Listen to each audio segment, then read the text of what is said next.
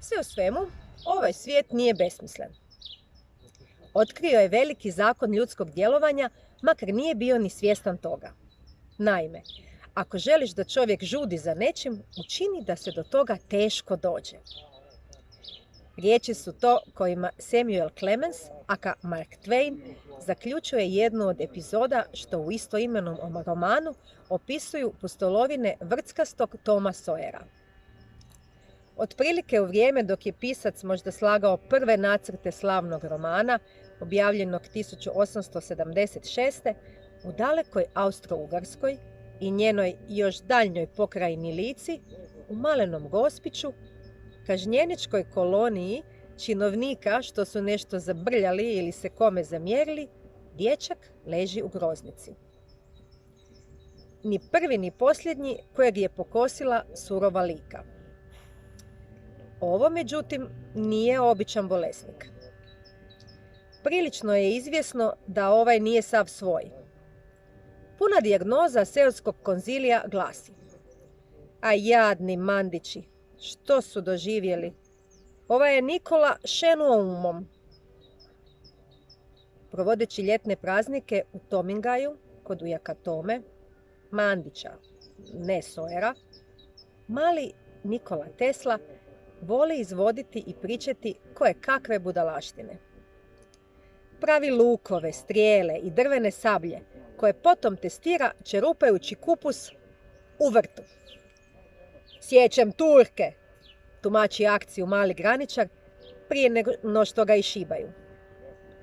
Inspiriran ličkim mlinicama, a pročitavši negdje nešto o tamo nekoj Nijagari, ujaku priopćava da će jednog dana otići u Ameriku i ondje na toj Nijagari izgraditi veliki kotač, pokretan silinom vode. Začinjavajući pojašnjenja nadobudnim, doći će vrijeme kad dječak se samo dodatno zakopava, raspirajući podsmijeh i zgražanje suseljanja, savršeno svjesnih da neće doći nikakvo vrijeme, da je Bog na nebu, a cesar na zemlji, sličaninom između da ratuje i pati.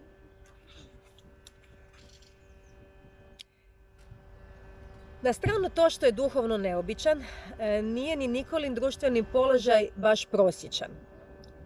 Sin je Georgine, jedne od najlucidnijih žena u kraju. Da je Lika imala još koju 100 takvih radilica, koje su same izumljavale, razna pomagala za domaćinstvo, križale sjemenje biljaka i slično, možda bi danas bila nešto bliže toliko željenom statusu male Švicarske. Otac pak Milutin, srpski pravoslavni paroh, bio je iz reda onih svećenika na čijoj se polici nisu nalazili samo bogoslužni priručnici, nego i ponešto od svjetovne literature. Posljedično, ni Nikola se nije razbolio tjerajući po buri ovce, već po cijele noći gutajući knjige. Iscrpljenom i bolesnom, roditelji mu zabranjuju čitati. No, pošto je zapao u stanje u kojem je i liječnik već digao ruke od njega, ipak mu dopuštaju da preostalo vrijeme provede sređajući katalog lokalne javne biblioteke. Jednog dana došlo mi je pod ruku nekoliko tomova suvremene književnosti, koja se razlikovala od svega što sam dotad pročitao.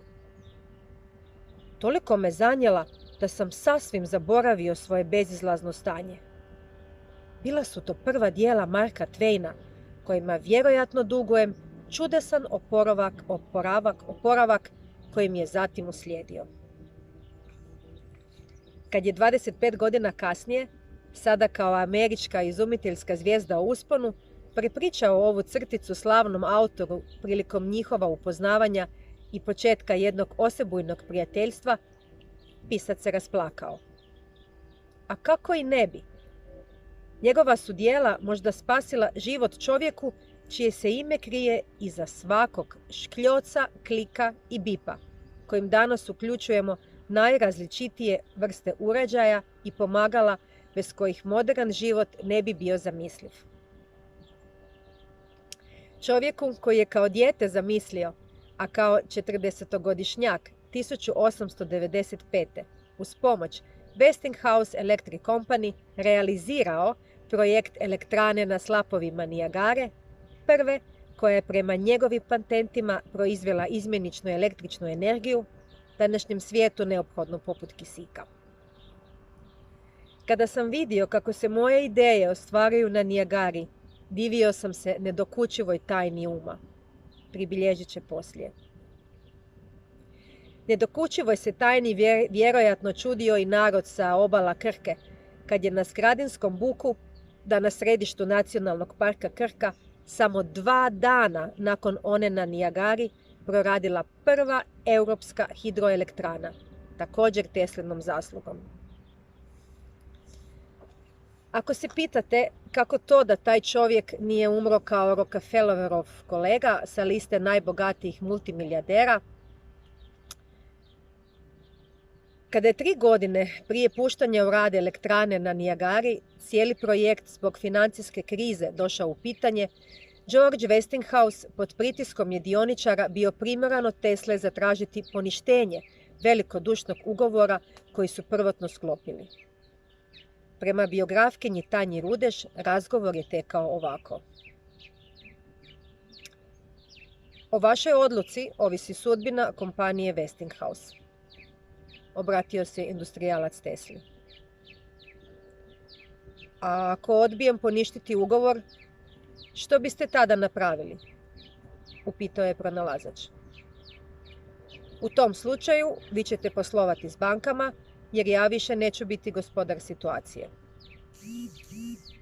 A ako se odreknem ugovora, vi ćete spasiti svoju kompaniju i zadržati nadzor. Nastavit ćete svoj plan da svijetu predate na raspolaganje višefazni sustav, upitao je Tesla. Čvrsto sam uvjeren da je vaš sustav najveće otkriće na području elektriciteta. Moj pokušaj da ga približim svijetu je i doveo do sadašnjih problema. No, namjeravam nastaviti. Ma što se dogodilo? Sa svojim prvobitnim planom uvođenja izmjenične struje u ovu zemlju, objasnio je Westinghouse. Gospodine Westinghouse, bili ste mi prijatelj. Vjerovali ste u mene kada drugi nisu. I bili ste dovoljno hrabri da krenete naprijed. Evo vašeg ugovora, a tu je i moj ugovor. Oba ću razderati na komadiće i više nećete imati briga zbog mojih autorskih prava. Je li to dovoljno? Upitao je Tesla, razderavši ugovor i bacivši ga u smeće. Krajem 20. stoljeća na BBC-evoj listi najvećih genijalaca drugog milenija Nikola Tesla zauzeo je 4. mjesto. Nije mu to bilo prvo priznanje. Nekih 90 godina ranije proglašen je čak i najelegantnijim muškarcem na 5. aveniji. Umro je 1943. kao stanovnik čuvenog hotela New Yorker. U trenutku smrti nije posjedovao ništa, osim podrške pokrovitelja, velikog javnog ugleda i uspomene na rodni kraj u kojem je ideal časti, možda naivno, uvijek kotirao bolje od materijalnog probitka.